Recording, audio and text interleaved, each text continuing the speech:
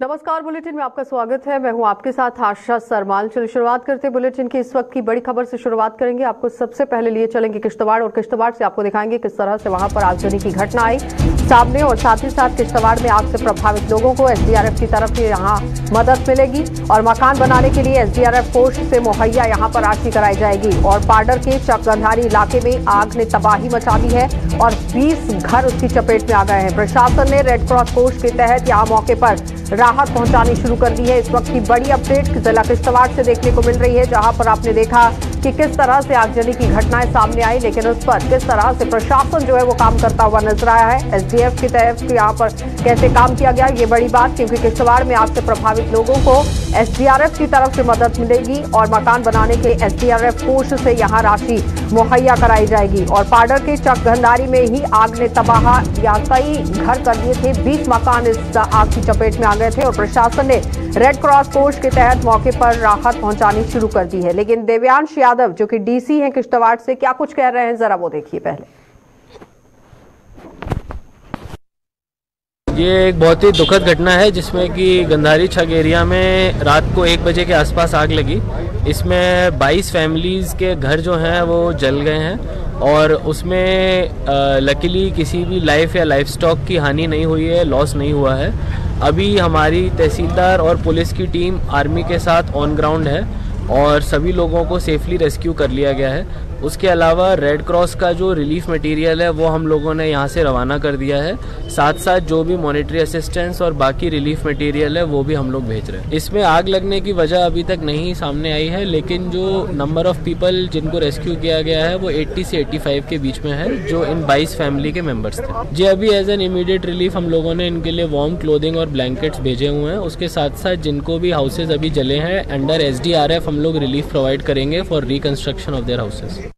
चलिए, तो आप डीसी को सुन रहे थे किस तरह से वो कह रहे हैं कि यहाँ पर तत्काल प्रभाव से ही लोगों की मदद करने का बीड़ा उठाया गया है। लोगों को सबसे पहले कपड़े और यहाँ कंबल मुहैया कराए गए हैं और उसके बाद उनके घरों को भी किस तरह से बनाना है इसके लिए मसौदा तैयार किया जाएगा। सीधा रुख करेंगे। इस वक्त हमारे साथ अजय शान जुड़ चुके हैं। अजय, इस वक्त की ताजा स्थिति सबसे पहले आपसे जानना चाहेंगे।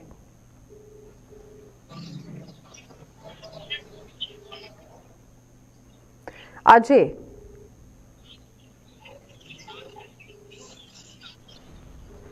तो फिलहाल आप तस्वीरों में देख रहे हैं किस तरह से यहाँ पर हालात जो है वो जिला किश्तवाड़ के अंदर बनते हुए नजर आ रहे हैं, क्योंकि आगजनी की घटना पेश आती है और उसके बाद ही आपने देखा कि कशमकश का माहौल और हड़कंप किस तरह से पूरे जिले के अंदर मचता हुआ नजर आया। लेकिन फिलहाल आप देखिए राहत किस तरह से सरकार और प्रशासन की तरफ से पहुंचाने की कोशिश, क्योंकि एसडीआरएफ के तहत यहाँ मदद मिलेगी। और पाडर के चकगंधारी इलाके में ही आग ने 20 मकान तबाह कर दिए हैं। अजय शान हमारे साथ जुड़ चुके हैं। अजय, ताजा जानकारी इस वक्त की क्या कुछ स्थिति है, वहां पर लोगों को सुविधा के लिए क्या कुछ यहाँ मुहैया कराया गया है?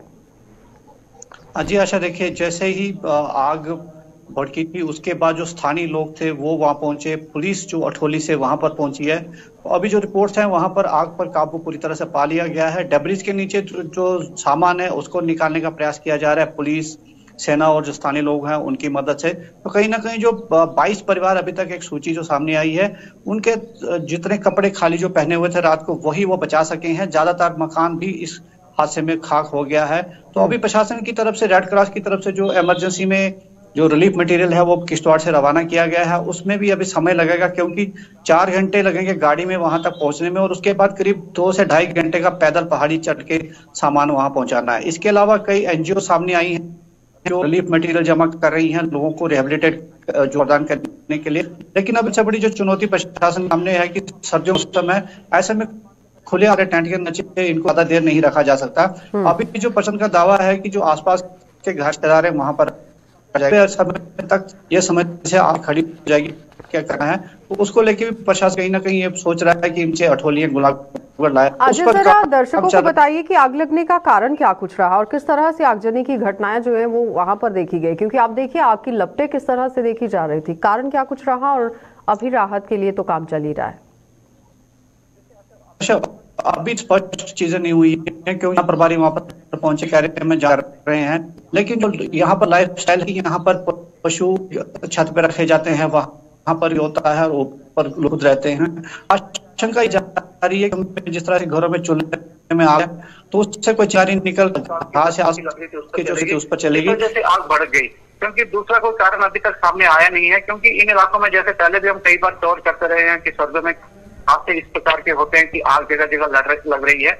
और खासकर जो लाइफ स्टाइल यहाँ पर है कि जो मकान है काफी तंग होते हैं, साथ साथ मकान बनाए होते हैं, क्योंकि बर्फ में एक दूसरे से संपर्क करना कठिन होता है, तो लोग एक साथ रहना पसंद करते हैं, जिस वजह से आग एकदम से भड़की। और जो आसपास के इलाके थे जहाँ पर ड्राई घास पड़ा था या मकान जो सूखे लकड़ी थी वो फैल गई। तो अब स्पष्ट नहीं है, लेकिन आशंका ये जताई जा रही है कि जो आग घर से कहीं से निकली है, जिसने आसपास के इलाकों में अपने उसमें घेरे में ले लिया, जिस वजह से इतनी बड़ी तबाही।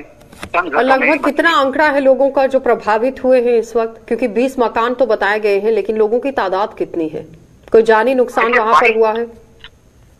जी, इसमें गिनीमत यह है कि कोई जानी नुकसान नहीं हुआ, क्योंकि इनके पशुधन जो था उसको भी सुरक्षित निकाल लिया गया है। लोग जो अंदर थे वो भी जो कपड़े उन्होंने पहने थे वैसे ही अपने आप को सुरक्षित लेके बाहर भागे हैं।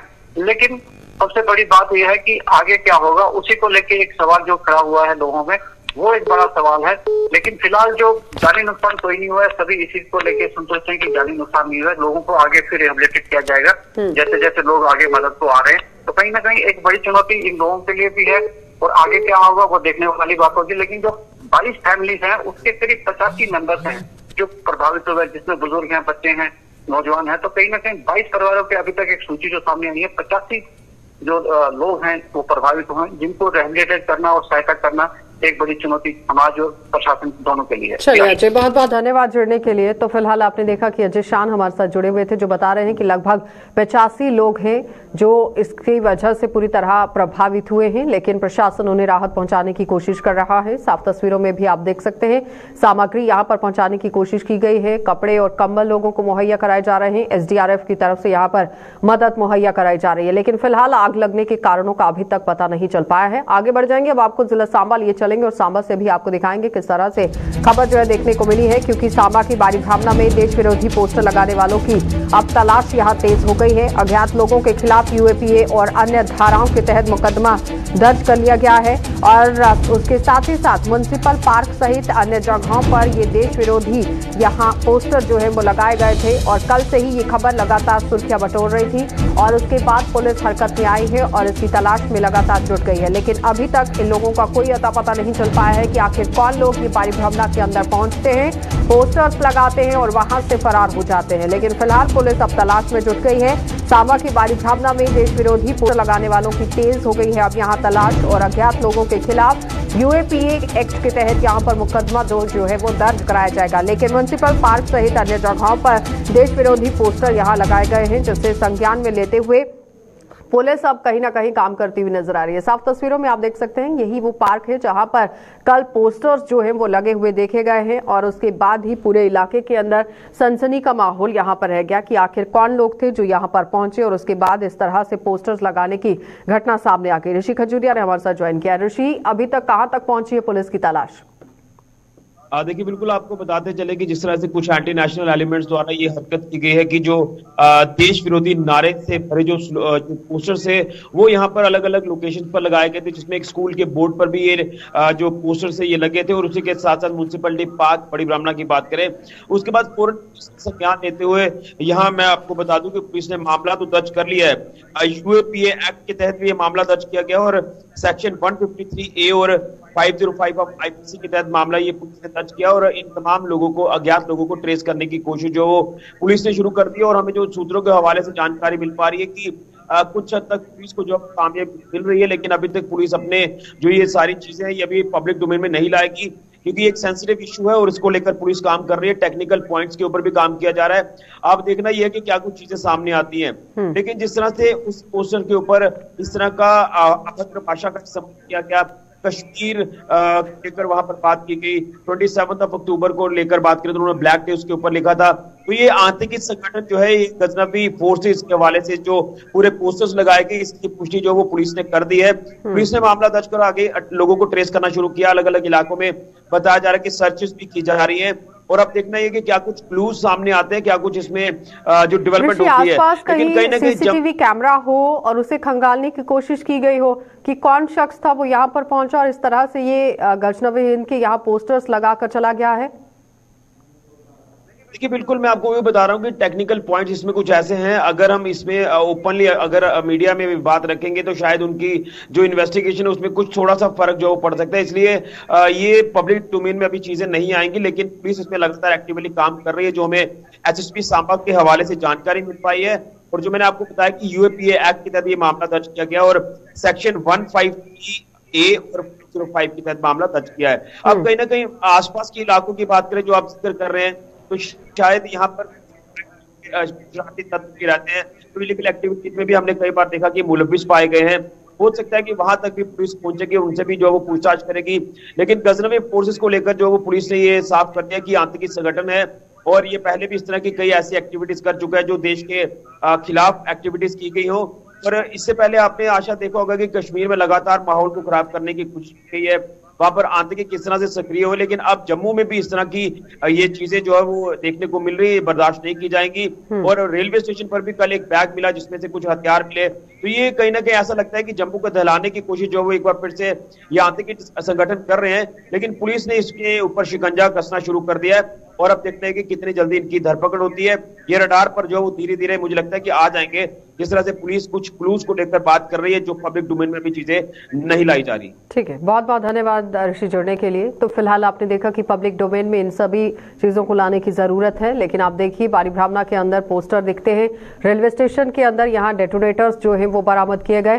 तो एक बड़ी कोशिश को जरूर यहाँ विफल कर दिया गया है सुरक्षा बलों और पुलिस की तरफ से। लेकिन सवालिया निशान यहाँ पर यह है कि आतंकी किस तरह से अपने पैर पसारने की कोशिश कर रहे हैं, ये बड़ी बात है। लेकिन उसके साथ साथ आप देखिए कि सुरक्षा बल किस तरह से डटे हुए हैं। आगे बढ़ जाएंगे, एक और बड़ी खबर से आपको रूबरू करवाते हैं। डेंगू के हवाले से आपको खबर दिखा देते हैं कि पूरे जम्मू शहर के अंदर किस तरह से डेंगू का प्रकोप जो है वो लगातार बढ़ता जा रहा है। लोगों को अभी यहाँ राहत मिलती हुई नजर नहीं आ रही है। 2 और मौतों से 9 यहाँ डेंगू का आंकड़ा पहुंच चुका है। डेंगू की वजह से 9 लोगों की जान चली गई है। जम्मू नगर निगम और स्वास्थ्य विभाग भी अब सख्ते में आ गया है। फॉगिंग की प्रक्रिया में तेजी लाने के लिए पूरी तरह से टीमों का गठन कर दिया गया है। इस वक्त की बड़ी अपडेट जम्मू शहर से देखने को मिल रही है, जहां पर आप देखिए पूरे देश के अंदर किस तरह से डेंगू का प्रकोप देखा गया। लेकिन उस बीच में अगर जम्मू कश्मीर की बात करें तो जम्मू शहर के अंदर भी ज्यादातर केसेस जो है वो बढ़ते जा रहे हैं। 9 लोगों की अभी तक यहाँ मौत हो चुकी है, 2 अभी मौतें हुई है। कुल मिलाकर यहाँ आंकड़ा जो है वो 9 पर पहुंच चुका है। तो जाहिर तौर पर एक सवालिया निशान जरूर बन रहा है और चिंता का विषय भी यहाँ पर है, क्योंकि जम्मू नगर निगम और स्वास्थ्य विभाग अब सख्ते में आ गया है कि आखिर किस तरह से अब काम यहाँ पर किया जाए। फॉगिंग कराने को लेकर बीड़ा उठाने की बात कही गई थी, टीमों का गठन कर दिया गया है, लेकिन किस तरह से फॉगिंग यहाँ पर हो रही है ये बड़ी बात है। अब साफ तस्वीरों में आप देख सकते हैं किस तरह से नालियों के अंदर यहाँ गंद जो है वो भरा हुआ है, जिसकी वजह से मक्खी मच्छर जो है वो पैदा हो रहे हैं और लोगों को काफी परेशानियों का सामना इससे करना पड़ रहा है। और लोगों से भी बार बार यहाँ गुहार लगाई गई थी, अपील की गई थी कि अपने आप को बचाने के लिए अपने आसपास सफाई रखिए। और उसके साथ साथ किस तरह से अब स्वास्थ्य विभाग काम कर रहा है, जम्मू नगर निगम काम कर रहा है, इसी पर ज्यादा जानकारी ले लेंगे। ऋतिका हमारी संवाददाता हमारे साथ जुड़ चुकी है। ऋतिका, जिस तरह से आप देखिए डेंगू के मामले अब 9 पर पहुंच चुके हैं, ज्यादातर देखिए मौत का आंकड़ा बढ़ता हुआ नजर आ रहा है, जो एक चिंता का विषय है। जी बिल्कुल, आपको बता देना चाहते हैं कि हर सप्ताह 200 से अधिक डेंगू के मामले लगातार जम्मू कश्मीर से निकल के आ रहे हैं। और अब तक की अगर मैं बात करूं, जम्मू कश्मीर में 4870 के करीब डेंगू केसेस आ चुके हैं। तो ऐसे में जम्मू म्युनिसिपल कॉर्पोरेशन की तरफ से और साथ साथ गवर्नमेंट मेडिकल कॉलेज में एक डेंगू विंग जो बनाया गया है, उनमें आपस में डिप्टी मेयर बलदेव सिंह बिलोरिया की एक मीटिंग हुई है, जिसमें उन्होंने बातचीत की कि वो सब एरिया जहाँ पे डेंगू के केस आ रहे हैं, जहाँ डेंगू के मरीज आ रहे हैं, उन सब एरिया की जांच पड़ताल की जाए और वहां पे जाके फॉगिंग और स्प्रेइंग की जाए। परंतु बता दें कि सिटी के बीचों बीच ऐसे एरियाज हैं जहां पे नाले बने हुए हैं और उन्हें कवर नहीं किया गया है। वहां बनने वाले मच्छर लोगों के घरों में लगातार जा रहे हैं और बीमारियों को एक बुलावा दे रहे हैं। उसके ऊपर अभी तक किसी भी प्रकार का कोई कार्य नहीं किया जा रहा, जिसके चलते डेंगू का खतरा कहीं ना कहीं बना हुआ है। और ऋतिका, डॉक्टर्स की तरफ से भी बार बार अपील की जा रही है, सलाह दी जा रही है कि पूरे कपड़े पहने और अपने आसपास यहाँ पर साफ सफाई रखें। क्या लगता है कि आम जनता को भी अपना सहयोग करने की जरूरत है कि अगर थोड़ी बहुत गंदगी कहीं पर है तो वहां साफ सफाई की जाए? क्योंकि म्युनिसिपल कॉर्पोरेशन की अगर बात करें तो जम्मू नगर निगम अब फॉगिंग को लेकर काम तो कर रहा है, टीमों का गठन किया गया है, लेकिन वो टीमें अभी तक कहाँ पहुंची हैं? जी आपको बता दें कि डेंगू विंग की 40 के करीब टीम बनाई गई है, जो कि उन एरियाज की पहले पहचान कर रहे हैं जहां से मरीजों का आना है और जीएमसी की तरफ से तमाम जानकारी जीएमसी को पहुंचाई जा रही है। और उसके बाद इन एरिया फॉगिंग का कार्य वो कर रहे हैं और लोग भी सफाई की तरफ ध्यान दे रहे हैं, परंतु जम्मू शहर के बीचों बीच जो नाले बने हैं उन्हें कवर करने का काम आम जनता नहीं कर सकती, ना वो उनके दायरे में आता है और ना ही वो उनका कार्य कर सकते हैं। तो ऐसे में जीएमसी की तमाम जो भी टीमों की तरफ से कार्य चलाए जा रहे हैं, तो जीएमसी की जो भी तमाम टीमें उन्हें अपना पूरा सहयोग दे रही हैं, तो म्युनिसिपल कॉर्पोरेशन को चाहिए कि इन एरियाज में जाए, सफाई भी कराए और इन एरियाज को कवर करवाने का कार्य जल्द से जल्द करवा दे। चलिए ऋतिका, बहुत बहुत धन्यवाद जुड़ने के लिए। तो फिलहाल आपने देखा कि ऋतिका हमारी संवाददाता हमारे साथ जुड़ी हुई थी, जो बता रही हैं कि किस तरह से यहाँ पर डेंगू को मद्देनजर रखते हुए टीमों का गठन कर दिया गया है, निशानदेही की जा रही है। जहां से ज्यादा केसेस डेंगू के आ रहे हैं वहां पर सबसे पहले पहुंचने की कोशिश की जाएगी, लेकिन कब तक यहाँ पर ये काम मुकम्मल हुआ जाएगा ये बड़ी बात है। आगे बढ़ जाएंगे, अब आपको हीरानगर लिए चलते हैं और हीरानगर से आपको दिखा देते हैं कि बीआरओ के हवाले से किस तरह से खबर देखने को मिल रही है। इस वक्त की बड़ी अपडेट देखिए, बीआरओ की 17 परियोजनाएं जम्मू कश्मीर को अब यहाँ समर्पित हैं और केंद्रीय रक्षा मंत्री राजनाथ सिंह ने परियोजनाओं का ई उद्घाटन किया है। कठुआ जिले को 7 परियोजनाओं की सौगात मिली है। 5 परियोजनाएं हीरानगर इलाके को यहां समर्पित है। इस वक्त की बड़ी अपडेट आप देख रहे हैं हीरानगर के अंदर से, जहां जिला कठुआ के हीरानगर की अगर बात करें तो आए दिन लोगों को यहां पर समस्याएं जरूर झेलनी पड़ रही थी, लेकिन अब इस पर किस तरह से बीआरओ की 17 परियोजनाएं समर्पित हुई हैं ये देखने वाली बात है, क्योंकि ये किसी सौगात से कम नहीं है। जिला कठुआ की बात करें तो 7 परियोजनाओं की सौगात यहां पर जिला कठुआ की आम जनता को दी गई है, जिसमें से 5 परियोजनाएं हीरानगर इलाके को समर्पित की गई है। यानी कि 5 परियोजनाएं जो है वो सीधे तौर पर लाभ देंगी हीरानगर की जनता को, और कठुआ के अंदर यहां 7 परियोजनाएं दी गई है, जिसमें से अब आप कुल मिलाकर ये अंदाजा क्या लगा लीजिए कि जिस तरह से 5 हीरानगर और 2 हैं जो जिला कठुआ के लोगों को यहाँ पर राहत देंगी। लेकिन कौन कौन सी वो परियोजनाएं रही हैं, रंजीव मेहता हमारे साथ जुड़ चुके हैं। रंजीव, कौन कौन सी परियोजनाएं हैं जिनकी राहत यहाँ पर जिला कठुआ के अंदर लोगों को है? रंजीव। मंत्री राजनाथ सिंह द्वारा आज आजादी के 75वें अमृत महोत्सव के चलते देश को 75 परियोजनाएं जो है समर्पित की हैं, जिसमें जम्मू कश्मीर के 17 प्रोजेक्ट थे और जिला कठुआ के ये 7 के करीब जो प्रोजेक्ट थे, इनका आज उद्घाटन विधिवत हो गया। इसमें आज जो मुख्य जो फंक्शन था वो हीरानगर दियालाचक छला मार्ग पर जो 25 किलोमीटर का है उस पर रखा गया था, जहाँ पे डीडीसी के वाइस चेयरमैन रघुनंदन सिंह बबलू जी मुख्य अतिथि थे और जिला उपायुक्त डीसी राहुल पांडे जी और अन्य जो इलाके के गणमान्य लोग और कई बीआरओ के अधिकारी, कमांडेंट शैलेंद्र कुमार सहित काफी लोग जो थे। मैं आपको बताऊं कि यहाँ पे 7 जो हुए हैं, इनमें इस रोड के ऊपर ही 4 ब्रिजेज का जो बनकर पूरी तरह तैयार हो गया है। एक ब्रिज तो जिसको 90 दिन में बीआरओ ने बनाया, जो कि रिकॉर्ड था बीआरओ के कार्यकाल का, और एक ब्रिज जो बुनियादी ब्रिज पर है जो काफी लंबा ब्रिज है, और जो आज का सबसे इसका लंबा ब्रिज था वो 181.2 मीटर का लंबा ब्रिज था। इससे सामरिक दृष्टि से हम इस सारे प्रकरण को देखें तो जो विकास जो इस पहाड़ी इलाके में किया जा रहा है बीआरओ की तरफ से, वो सेना के लिए काफी मददगार साबित होगा और साथ में जनता को तो इसका फायदा है ही, क्योंकि जम्मू कश्मीर से कश्मीर को जाने के लिए एक ही मार्ग था जो बाया जम्मू से था, लेकिन अब ये दियालाचक वाला जो रोड है ये चौड़ा होने से और बीआरओ की तरफ से बनाए जाने से करीब 25 किलोमीटर के करीब जो कश्मीर को जाने की जो रोड की लेंथ है वो कम हुई है। लोगों को काफी राहत हुई है। उधमपुर जाना हो तो कठुआ से तो ये सबसे शॉर्टेस्ट रूट है।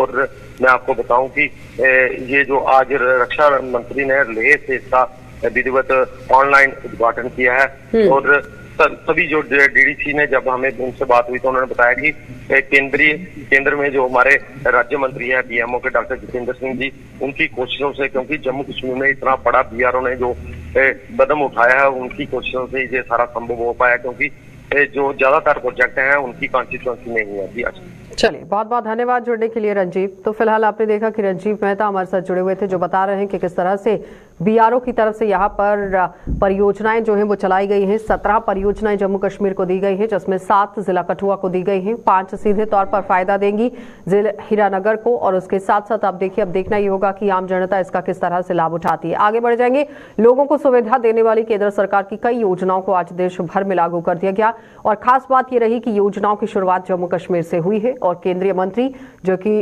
राव इंद्रजीत सिंह हैं, उन्होंने आज श्रीनगर में आयोजित एक कार्यक्रम के दौरान इसका उद्घाटन उद्घाटन किया और राव इंद्रजीत सिंह ने यहां श्रीनगर में आज एक कॉन्फ्रेंस में बतौर मुख्य अतिथि भाग लेते हुए जम्मू कश्मीर में निवेश के प्रति भी निवेशकों को जागरूक किया है। इसके अलावा बैंकिंग सुविधा को जन जन तक पहुंचाने और बैंक खातों की अहमियत के प्रति उन्हें जागरूक करने के लिए निवेशक एक वैन को भी रवाना कर दिया। सांसद डॉक्टर फारूक अब्दुल्ला इस मौके पर विशेष तौर पर अतिथि के रूप में वहां मौजूद रहे। मिनिस्ट्री ऑफ कॉर्पोरेट अफेयर्स का फंक्शन हो रहा है और हम जगह जगह एक व्हीकल को भेजेंगे जिसके माध्यम से ये समझाने का प्रयास किया जाएगा कि बेस्ट बैंकिंग प्रैक्टिसेस क्या होनी चाहिए, आपको बैंक अकाउंट क्यों खोलने चाहिए और जो भारत सरकार की जो जितनी भी सुविधा देने वाली स्कीम्स हैं उसका लाभ किस तौर के ऊपर आप उठा सकते हैं। तो उसके लिए आज शुरुआत हो रही है। सारे मुल्क के अंदर ये 50 एक जगह के ऊपर ये स्कीम्स लागू आज के दिन से हो रही है, लेकिन शुरुआत आज यहाँ श्रीनगर से जम्मू कश्मीर से होगी। लेकिन जैसे ही यहाँ पर निवेश होगा, इन्वेस्टमेंट के लिए लोग बाहर से आएंगे, रोजगार ऑटोमेटिकली मिलना शुरू हो जाएगा। तो हमें पूरी उम्मीद है कि जैसे यहाँ पर माली हालत बेहतरीन होती है तो लोगों को रोजगार मिलेगा और वो जब ही होगा जब यहाँ पर एक तो इंडस्ट्री लगे और टूरिज्म एक बार दोबारा से। दुनिया की इकोनॉमिक हालत जो है वो बहुत ही खराब है। यूक्रेन और रशिया के वॉर से और भी खराब है और अल्लाह जाने अगर ये वॉर चलता रहा तो मुश्किलात सारी दुनिया में बनी। कोशिश हम लोगों की भी है सबकी कि ये वॉर ख़त्म हो जाए और हम लोग तरक्की करें। उम्मीद तो हम सब पे है, सबसे बड़ी बात तो उम्मीद है और उम्मीद हमने छोड़ी नहीं है कि ज़रूर इंशाअल्लाह हम लोग तरक्की करेंगे, लोगों की मुश्किलात दूर होंगी। बेकारी बहुत है, पढ़े लिखे बच्चे बच्चियाँ बेकार हैं। हम उम्मीद करते हैं कि इन चीज़ों से बेकारी को कुछ ख़त्म करने की रास्ता मिलेगा और आगे आगे देखिए, अभी बहुत काम करना है, अभी तो शुरुआत है काम करना है और इंशाअल्लाह मुझे उम्मीद है कि सब ठीक होगा। तो जम्मू कश्मीर गुज्जर बकरवाल कोऑर्डिनेशन कमेटी ने पहाड़ी सहित कुछ अन्य समुदायों को ओबीसी का दर्जा देने के सरकार के फैसले को चुनौती दी है। कमेटी ने जस्टिस जीडी शर्मा कमीशन की अंतरिम रिपोर्ट को सार्वजनिक किए जाने की मांग करते हुए इस रिपोर्ट को कोर्ट में चुनौती देने का ऐलान कर दिया। जम्मू में आज एक प्रेस कॉन्फ्रेंस के दौरान कमेटी के संयोजक एडवोकेट अनवर चौधरी ने एक ऐलान यहां पर करते हुए बताया कि इस रिपोर्ट के विरोध में 1 नवंबर को दिल्ली के जंतर मंतर पर देश भर का गुज्जर समुदाय अपनी आवाज उठाने जा रहा है। ऐसा नहीं होना चाहिए और अगर ऐसा हुआ तो और एक और बात कि वो कम से कम जो इंटर्म रिपोर्ट है जीडी शर्मा कमीशन की वो पब्लिक की जाए, वो लोगों के सामने रखी जाए, लोगों की स्क्रूटनी के लिए, लोगों के कमेंट्स के लिए, उनके एतराज़ात के लिए। तो आज की प्रेस कॉन्फ्रेंस यही है। हम इस रिपोर्ट को, इंटर्म रिपोर्ट जो है इसको काबिल कबूल ये हमें नहीं है, इसे हम चैलेंज करेंगे, अदालतों के अंदर भी चैलेंज करेंगे, पब्लिक के सामने ले जाएंगे। आपने देखा पिछले दिनों, अभी 2 दिन पहले ही किस तरह से ओबीसी के बहुत से लोगों ने किस तरह प्रोटेस्ट किया है पूरे जम्मू के अंदर, पूरे कश्मीर के अंदर।